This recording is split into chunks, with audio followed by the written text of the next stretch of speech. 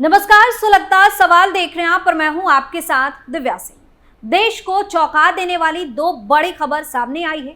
एक तरफ तगड़ा धन कुबेर ईडी के हत्थे चढ़ गया है, जिसकी तिजोरी ने न सिर्फ नोटों का पहाड़, सोने का अंबार मिला है, और दूसरी खबर में 2500 करोड़ के घोटाले में ऐसे ऐसे खुलासे हुए हैं कि राज्य सरकारें भी हिल गई हैं। हिमाचल से 18 आरोपी गिरफ्तार किए गए, जिन्होंने अपने विदेशी आकाओं के साथ मिलकर भारत के बड़े बड़े नेता, एक्टर, एक्ट्रेस और ऊंची हस्तियों को निशाने पर लिया। उनके बैंक अकाउंट को चंद दिनों में खाली कर दिया। चौंकाने वाला खुलासा तो ये है कि इन शातिर बदमाशों ने एक दो नहीं बल्कि 2.5 लाख लोगों को अपना निशाना बनाया और चंद मिनटों में उनकी तिजोरियों को साफ कर दिया। इस तगड़े घोटाले ने मोदी सरकार को भी पूरी तरह से हैरान कर दिया है, क्योंकि शातिर घोटालेबाजों के तार एक नहीं बल्कि कई राज्यों तक फैले हुए हैं। सबसे ज्यादा आतंक हिमाचल और हरियाणा में मचाया गया है। क्रिप्टो करेंसी के इस गोरख धंधे पर तमाम तरह के सवाल सुलग रहे हैं। कैसे 2.5 लाख लोगों के अकाउंट हुए खाली? क्या क्रिप्टो करेंसी के जरिए हो रही टेरर फंडिंग? ईडी के एक्शन से क्यों घबरा गई ममता बनर्जी? इन सवालों के जवाब ने देश में हड़कंप मचा दिया है। तो आगे कुछ बताएं, उससे पहले 2500 करोड़ के क्रिप्टो करेंसी घोटाले की परतें खोलते हैं। दरअसल हिमाचल में हुए 2500 करोड़ के क्रिप्टो करेंसी घोटाले में पुलिस ने 18 आरोपियों को गिरफ्तार किया है। एसआईटी ने मामले में 12 करोड़ की संपत्ति भी जब्त की है। इनसे पूछताछ में कई तगड़े खुलासे हुए। ये लोग पैसे को डबल करने के लालच में अब तक 2.5 लाख लोगों को ठगी का शिकार बना चुके हैं, जिनमें 5000 सरकारी कर्मचारी भी शामिल हैं। घोटाले में पुलिस कर्मचारियों की भी मिलीभगत रही। एसआईटी ने 2 करोड़ से अधिक कमाने वाले 4 पुलिस कर्मियों को भी गिरफ्तार किया है। कुल मिलाकर अब तक 100 लोगों को रडार पर लिया जा चुका है। वहीं अब एसआईटी की टीम केंद्रीय एजेंसियों की मदद भी मांग रही है, क्योंकि अब इस केस में टेरर फंडिंग की भी आशंका जताई जाने लगी। और अगर ऐसा हुआ तो ये देश के लिए बहुत ही खतरनाक घोटाला साबित होगा, क्योंकि हम बार बार बता चुके हैं कि इस घोटाले के तार सिर्फ हिमाचल से ही नहीं बल्कि कई राज्यों से जुड़े मिले। मोदी सरकार भी इस घोटाले के उजागर होने के बाद हैरान हो गई है। जांच में खुलासा हुआ है कि 2.5 लाख लोगों की तिजोरी बड़े ही शातिर तरीके से खाली की गई और लूटने वालों ने भयंकर ही तरीका अपनाया। कंपनियां खोली, पैसे डबल करने का लालच दिया, भरोसे में लिया और फिर तिजोरी खाली करके भाग निकले। जांच में 2500 करोड़ की ठगी पर जो खुलासा हुआ है, उससे तो मोदी सरकार भी हैरान है। सबसे बड़ी बात तो यह है कि इस ठगी का मास्टरमाइंड काम को अंजाम देने के बाद अंडरग्राउंड हो गया है। लेकिन जो आरोपी एसआईटी के हत्थे चढ़े हैं, उनके खुलासे ने जांच एजेंसियों को और ज्यादा अलर्ट कर दिया है। तो चलिए 2500 करोड़ की क्रिप्टो करेंसी ठगी मामले में धमाकेदार खुलासा करते हैं। दरअसल क्रिप्टो करेंसी में निवेश का लालच देकर बनाई गई 2.5 लाख निवेशकों की आईडी का पूरा रिकॉर्ड एसआईटी ने जुटा लिया है। इससे ये खुलासा हुआ है कि 2.5 लाख आईडी में नेता, डॉक्टर, अधिकारी, पुलिस, ठेकेदार और किसान, सरकारी कर्मचारी तक शामिल है। अब ये देखा जा रहा है कि किस व्यक्ति ने डबल रिटर्न के लालच में कितने का निवेश किया है, किसके खाते में कितनी बड़ी रकम है। इस रिकॉर्ड से एसआईटी जल्द ही घोटाले में शामिल बाकी आरोपियों का भी पर्दाफाश करेगी। अब तक 100 लोगों को रडार पर लेकर पूछताछ चल रही है। जल्द इस मामले में और भी गिरफ्तारियां होंगी। क्यों?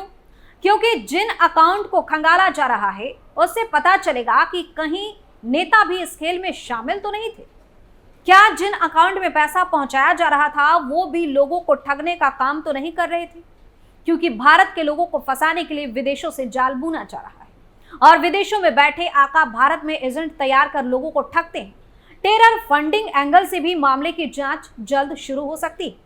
इसी के साथ जांच में सामने आया है कि क्रिप्टो करेंसी घोटाले में 2.5 लाख के करीब लोगों की आईडी बनी है और करीब 2500 करोड़ रुपए के ट्रांजैक्शन सामने आई है। इसमें 2500 करोड़ का घोटाला है। आरोपियों ने साल दर साल धोखाधड़ी को अंजाम देने के लिए नए नए नाम से कंपनियां बनाई। अब तक की जांच में पूरे फ्रॉड का मास्टरमाइंड सुभाष और अभिषेक को माना जा रहा है। इसके साथ ही घोटाले में शामिल कुछ और आरोपियों को भी विभिन्न कंपनियों के MLM से जुड़े बिजनेसमैन काम करने का अनुभव था। ऐसे में घोटाले से जुड़ी गैंग के सदस्यों को मालूम था किस तरह से लोगों को लालच देकर जल्द से जल्द चेन को आगे बढ़ाना है। यही कारण रहा कि चंद सालों में करोड़ों रुपए के घोटाले को अंजाम देने में आरोपी सफल भी हो गए। इसी बीच जब आरोपियों को पूरे खेल का भंडाफोड़ होने का अंदेशा हुआ तो मास्टरमाइंड सुभाष पुलिस का शिकंजा कसने से पहले ही विदेश फरार हो गया। कई आरोपी अंडरग्राउंड हो गए, लेकिन एसआईटी ने भी इस घोटाले पर शिकंजा कसने के लिए सख्ती दिखाई। एसआईटी घोटाले में अब तक 9.5 करोड़ की संपत्तियों को सीज कर चुकी है और आगे भी कई संपत्तियों को चिन्हित किया गया है, जिन्हें जल्द ही रडार पर लिया जा सकता है। इसी के साथ ठगी केस में गिरफ्तार हेमराज और सुखदेव पर नकेल कसी जा रही है। 10 दिनों की न्यायिक हिरासत में दोनों को जेल भेजा गया है, जहां एसआईटी की टीम सख्ती से इनसे पूछताछ भी कर रही है।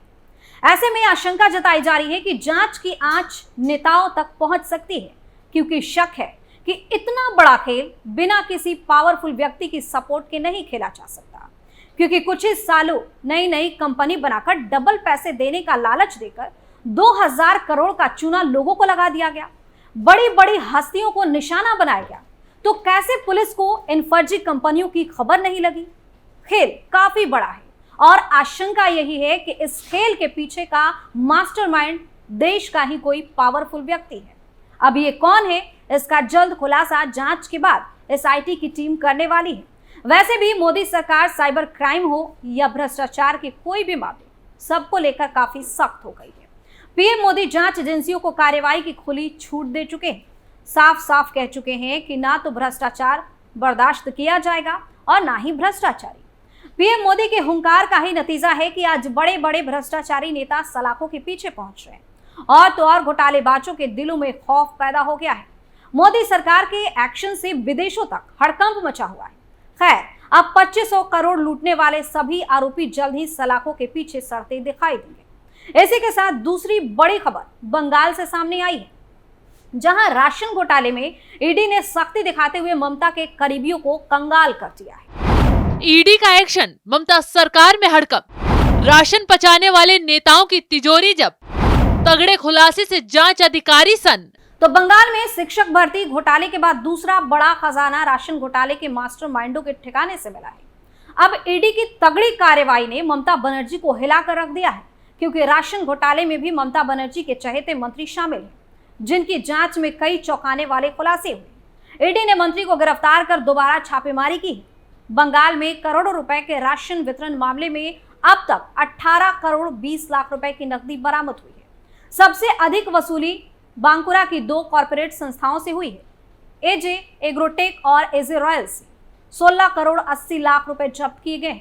इसी के साथ ईडी ने पैकेज्ड आटा उत्पादन और मार्केटिंग यूनिट अंकित इंडिया लिमिटेड के कार्यालय से 1 करोड़ 40 लाख रुपए की नकदी बरामद की है। ये कॉर्पोरेट यूनिट पश्चिम बंगाल में राशन वितरण मामले को बहुचर्चित बिहार चारा घोटाले से जोड़ती है। वो कैसे, चलिए बताते हैं। दरअसल ये कॉर्पोरेट यूनिट के निदेशकों में से एक दीपेश चांडक को 1996 में बिहार में चारा घोटाले के सिलसिले में सीबीआई ने गिरफ्तार किया था। हालांकि बाद में वो सरकारी गवाह बन गया और रिहा भी हो गया। ईडी के अधिकारियों का मानना है कि ये घोटाला जितना दिख रहा है उससे कई गुना बड़ा है और भी बेहिसाब नकदी सामने आने वाली है। राशन वितरण मामले में किए गए भुगतान के हिसाब किताब की कुछ महत्वपूर्ण डायरिया और नोटबुक पहले ही केंद्रीय एजेंसी के अधिकारियों के पास पहुंच चुकी है, जिसमें घोटाले की रकम का हिसाब बढ़ता जा रहा है और आगे वसूली इन्हीं डायरियों के जरिए की जा रही है। जांच की आंच टीएमसी के और भी नेताओं तक पहुंच सकती है। यही वजह है कि ममता बनर्जी बौखला गई है, सुप्रीम कोर्ट तक पहुंच गई है।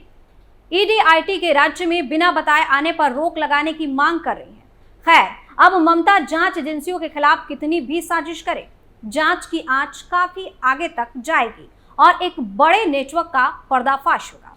सुलगता सवाल में आज के लिए इतना ही। नए मुद्दे के साथ फिर से पेश होंगे, तब तक के लिए आप देखते रहिए कैपिटल टीवी। नमस्कार।